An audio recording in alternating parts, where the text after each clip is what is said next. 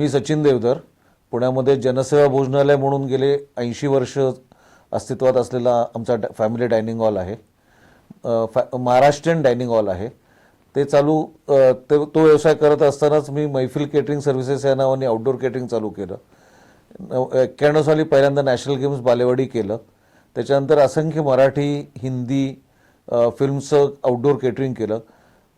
बऱ्याच म्हणजे आत्तापर्यंत 1001 लग्नाचं केटरिंग असेल, नंतर बऱ्याच कॉन्फरन्सेस असतील, शूटिंगची केटरिंग्स असतील आणि बरेच इव्हेंटचं केटरिंग पुण्यात केलं. बेसिकली घरामध्ये कुठलंही फंक्शन करताना येणाऱ्या एज ग्रुपचा पहिला विचार करावा. 5 वर्षापासून 80 वर्षापर्यंतचा येणारा जो सगळा फॅमिली क्राऊड आहे, त्या क्राऊडला काय आवडेल, कोणाला कुठली ॲलर्जी नाही आहे ना फूडमध्ये, त्या पद्धतीनं तो बॅलन्स फूड प्लॅन करता यायला पाहिजे. याच्यामध्ये सगळ्यात महत्त्वाचं म्हणजे घरातल्या जागेचा कन्स्ट्रेंट प्रमाणे लाईव्ह कुकिंग करणं शक्य आहे का, फ्राईंग करणं शक्य आहे का, का सगळं प्री प्लेटेड जेवण जर बाहेरनं आउटसोर्स केलं आणि फूड वॉर्मरमध्ये म्हणजे शेफिंग डिशमध्ये जेवण जर ते लावलं तर तुम्हाला ते गरम जेवण मिळू शकतं.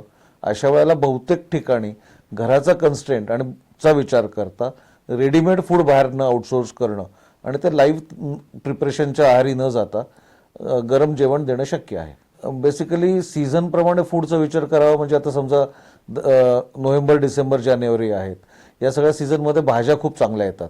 मग अशा वेळेला फ्रेश फ्रूट्स, फ्रेश भाज्या त्याचं कॉम्बिनेशन करून जास्तीत जास्त मेनू करावीत.